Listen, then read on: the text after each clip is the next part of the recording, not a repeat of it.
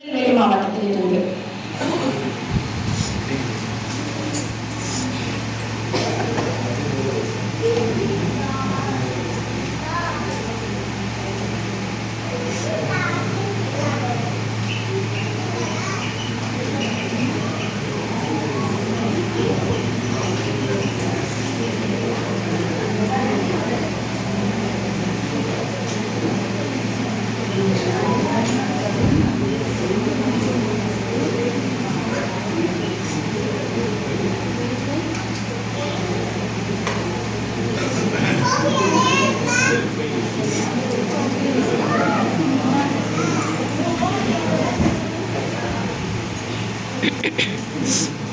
ரெண்டு சென்டென்ஸ் இருக்கேன். ஒன்று புரிஞ்சிருக்காது அப்படிதானே, ரெண்டாவது எழுதி இருக்கிறது வந்து புரியும். வெறுப்பை நேசிப்போம் அப்படின்ட்டு. ஸோ வெறுப்பை நேசிப்போம் அப்படின்ட்டு இதுல இருந்து என்ன தெரிஞ்சுக்கிறோம் அப்படின்னா, முதல் சென்டென்ஸ் என்னன்னா வாசிப்பை நேசிப்போம்னு எழுதியிருக்கேன். ஸோ என்ன எழுதினாலும் அது தெளிவா இருந்தா மட்டும்தான் அது வந்து மற்றவங்களை ரீச் ஆகும். ரெண்டாவது இது வந்து கொஞ்சம் தெளிவான கையெழுத்துல எழுதியிருக்கேன், ஆனா அதோடைய கருத்து வந்து எதிர்மறையா இருக்கு. ஸோ நேர்மறையான கருத்தா இருந்தாலும் அதை நம்ம தெளிவான முறையில் எழுதும் போதுதான் அது வந்து மற்றவங்களுக்கு ரீச் ஆகும். ஸோ என்னுடைய தலைப்பு வந்து மாணவர்களிடத்தில் கையெழுத்து திறனை மேம்படுத்துவதன் மூலம் நல்ல நடத்தை மாற்றத்தை கொண்டு வருது. இதுதான் என்னுடைய தலைப்பு. ஸோ ஃபர்ஸ்ட்ல இருந்தே பார்க்கும்போது ஹேண்ட் ரைட்டிங்கை கொண்டு வரணும் அப்படிங்கிறது வந்து இது ஆய்வுக்காக எடுத்த ஒரு தலைப்பு இல்லை. நான் 9 வருஷமா டீச்சிங் ப்ரொஃபஷன்ல இருக்கேன். என்னுடைய எக்ஸ்பீரியன்ஸ்ல நான் இது வரைக்கும் அனுபவப்பட்ட ஒரு தலைப்பு தான் வந்து நான் எடுத்திருக்கக்கூடிய இப்போ உள்ள தலைப்பு. ஸோ ஆரம்பத்துல இருந்து பார்க்கும்போது இங்கிலீஷ் டீச்சரை வந்து நான் ஒரு விஷயம் பார்த்தேன். இந்த ஸ்டூடெண்ட்ஸ்க்கு வந்து என்ன விஷயம் அப்படின்னா, நம்ம வந்து படிக்க முடியாது, இங்கிலீஷ் நமக்கு தெரியாது, அது என்ன ஏதுன்னு கூட அந்த கான்செப்ட்குள்ள போக மாட்டாங்க. எனக்கு இங்கிலீஷ் வராது, தமிழ் மீடியம் ஸ்டூடெண்ட்ஸ் எனக்கு வராது, எழுத தெரியாது அப்படின்னே அவங்க மைண்ட் செட்ல இருந்துட்டே இருந்தாங்க. முதல்ல நான் எடுத்த ஒரு விஷயம் என்ன அப்படின்னா, இந்த ஹேண்ட் ரைட்டிங். ஃபர்ஸ்ட் அவங்களுக்கு 4 லைன்ஸ் நோட்டை வந்து வாங்கிட்டு வர சொல்லி அதுல சிம்பிளா இருக்கக்கூடிய மெத்தட் மூலமா சாதாரணமா லைன் பென்சில் தான் யூஸ் பண்ணணும். 6th வந்துட்டு நாங்கள் எதுக்கு பென்சில் யூஸ் பண்ணணும், நாங்கள் பென்லாம் யூஸ் பண்ணுவோம். பென்சில் யூஸ் பண்ண பென்சிலை வச்சு சின்ன சின்ன ப்ராக்டிஸ் மூலமா அவனை வந்து ஸ்டார்ட் பண்ண ஆரம்பிச்சு இட்டாலிக் ஹேண்ட் ரைட்டிங்னு ஒன்று ஹேண்ட் ரைட்டிங் தான் இன்ட்ரடியூஸ் பண்ணேன். இது என்ன விஷயம் அப்படின்னா, மற்ற ஹேண்ட் ரைட்டிங்கும் இதுக்கும் என்ன டிஃப்ரென்ஸ் அப்படின்னா, மற்ற ஹேண்ட் ரைட்டிங்கை வந்து நல்லா எழுதக்கூடிய மாணவர்கள் மட்டும்தான் அதை நல்லா எழுதுவாங்க.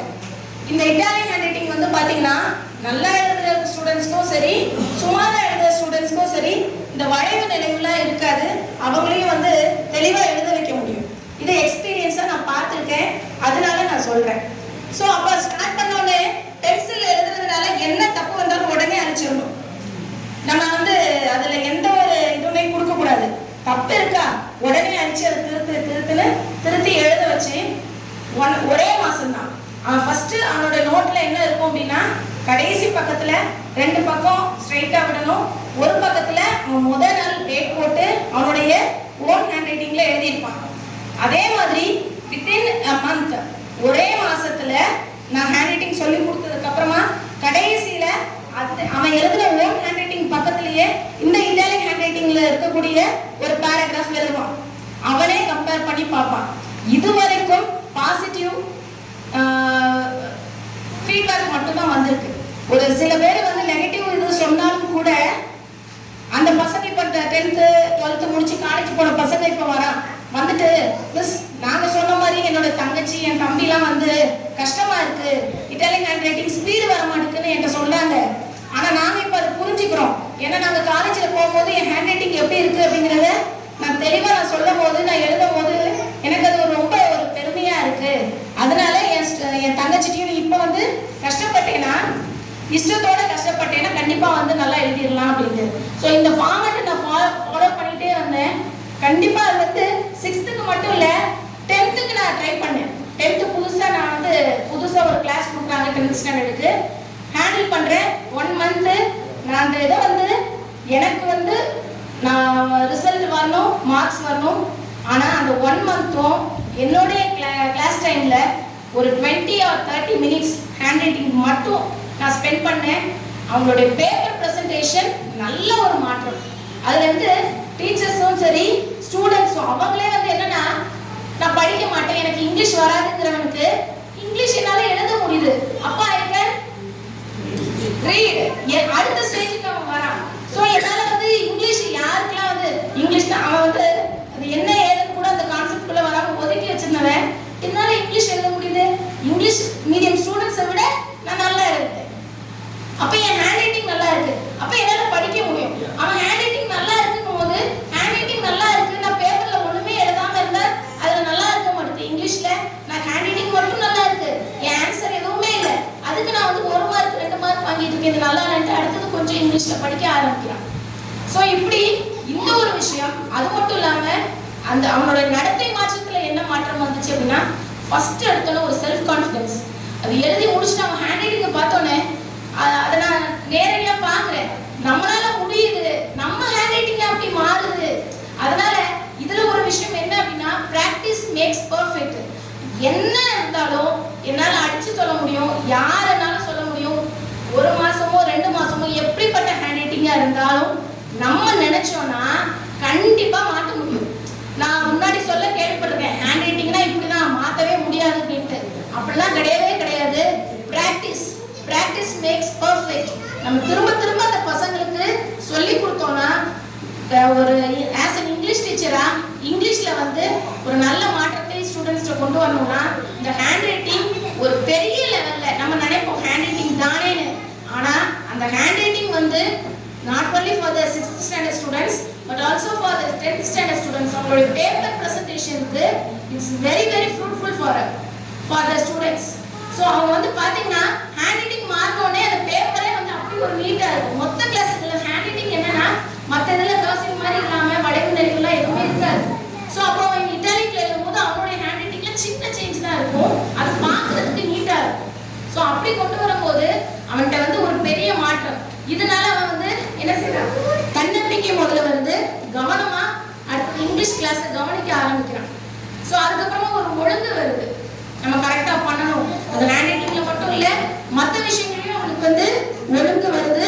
அவனுடைய மனநிலையில ஒரு ஹாப்பினஸ், செல்ஃப் கான்ஃபிடன்ஸ், ஹாப்பினஸ் எல்லாம் ஒன்று சேர்ந்து வரும்போது அவனுக்கே வந்து நம்மளால முடியும் அப்படிங்கிற ஒரு விஷயம் வந்து அவனுக்கு வருது.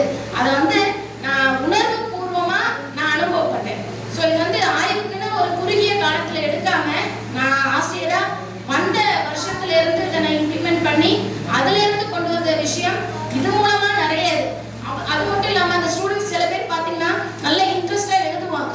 ஸோ அப்படி இன்ட்ரெஸ்டா எழுதுறவங்களுக்கு நார்மலா 6th 7th இல்ல ஃபர்ஸ்ட் ஸ்டாண்டர்ட் செகண்ட் ஸ்டாண்டர்ட் இல்ல 10th நான் எழுதி கொடுக்கும்போது கூட அவன் ஏதாவது இன்ட்ரெஸ்டா ஒருத்தர் எழுதிட்டு வந்து இருந்தாங்க மிஸ் அப்படின்னு காமிச்சோன்னா, நார்மலா ஸ்டார் போடாம ஒரு பாயா இருந்தா ஒரு கார் மாதிரி போட்டு அவனோட நேமையே அதில் எழுதி விட்டுருவேன். அவனுக்கு என்னமோ அவன் புதுசா கார் வாங்கி கொடுத்து அவன் பேரை ஒட்டின மாதிரி அவனுக்கு ஒரு சந்தோஷம் அதுல இருக்கும். கேர்ள்ஸா இருந்தாங்கன்னா ஒரு ஃப்ளவர் மாதிரி ஒரு பிக்சர் போட்டு அதுல அவன் நேம் எழுதி விட்டுருவேன். ஈவன் 10th ஸ்டாண்டர்ட் ஸ்டூடெண்ட்ஸ் இதை கொடுக்கும் போது அவங்க ரொம்ப ரொம்ப என்ஜாய் பண்ணுவாங்க. அடுத்து மெயினா இதுல யார் தெரியுமா வருவா, ரொம்ப வித்தியாசமானவர்கள் இருப்பாங்கல்ல, சேட்டை பண்ணிட்டு வச்சுட்டு அவனுக்கு எந்த ரெகக்னிஷனுமே இருக்காது. நீ இப்படிதான் சேட்டை பண்ணுவ வெப்ப எப்படின்ட்டே இருக்கிறவனுக்கு அவன் ஹேண்ட் ரைட்டிங் அவன் ரொம்ப பெருசா எதுவும் பண்ண போறது இல்லை. அவன் பாட்டுக்கு ஜாலியா கிளாஸ் ரூம்ல வச்சு 4 lines நோட்ல ஃபர்ஸ்ட் எழுத ஆரம்பிக்கிறான். நான் வந்து அவன் ஃபர்ஸ்ட் ஸ்டார்ட் பண்ணும்போது அவன் எழுத ஆரம்பிச்சாலே ஒரு காரோ இல்லைன்னா ஏதோ ஒரு ஐஸ்கிரீமோ ஒரு பட்டர்ஃப்ளை ஏதோ போட்டோன்னே ரொம்ப ஹாப்பி ஆயிடுவான். அது வரைக்கும் அவனுக்கு எந்த ரெகக்னிஷனுமே இருக்காது. நமக்கு ஒரு விஷயம் கொடுக்குறாங்கன்னு அதுல ரொம்ப அவன் இன்ட்ரெஸ்டா வர ஆரம்பிச்சு அவன் ஹேண்ட் ரைட்டிங்கும் மாறிட்டுக்கும் போது நம்மளாலேயும் சாதிக்க முடியும் அப்படிங்கிற ஒரு விஷயம் அவனுக்கு வருது. அவனுக்கு எது பிடிக்குமோ அது போடலாம், கேக் ஐஸ்கிரீம் அப்படியெல்லாம் போடுவோம். ஐஸ்கிரீம்லாம் வரும், ஐஸ்கிரீம் கேக் எதுனாலும் ஓகே தான். அதுக்கப்புறமா வந்து அது ஸ்டார்டிங்ல அப்புறம் ஒரு 1 monthக்கு அப்புறமா ஒரு காம்படிஷன் மாதிரி. ஸோ பெஸ்டா பண்றவங்களுக்கு சாதாரணமா கொடுக்காம யூனிக்கா இருக்கக்கூடிய கிஃப்ட், அந்த தனித்துவம் அந்த வித்தியாசம் அப்படிங்கிறதுலே அவங்களுக்கு வந்து வித்தியாசமான ஒரு விஷயம் கிடைச்சதுனாலே அவங்க வந்து கண்டிப்பா அதுல வந்து ஒரு என்ஜாய்மெண்டோட பண்ணுவாங்க. ஸோ அந்த மாதிரி